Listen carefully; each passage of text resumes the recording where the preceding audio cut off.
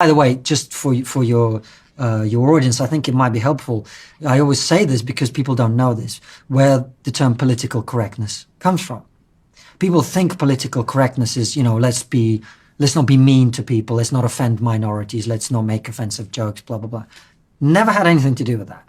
Political correctness was invented in the Soviet Union by communists so that they could say to critics of the communist regime, well, comrade, what you're saying may be factually correct, but it's politically incorrect, and therefore you should shut up. In other words, it's inconvenient to the party line of the day. And that's how political correctness is used always. It's about preventing you from expressing a dissenting opinion.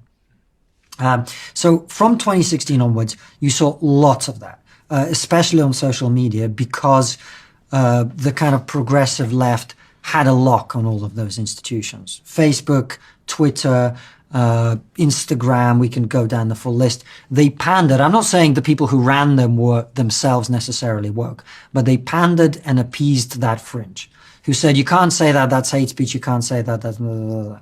And during the pandemic, we saw real restrictions on it. I understand why. The pandemic killed a hell of a lot of people. There was a hell of a lot of lies being told by people of all different sides.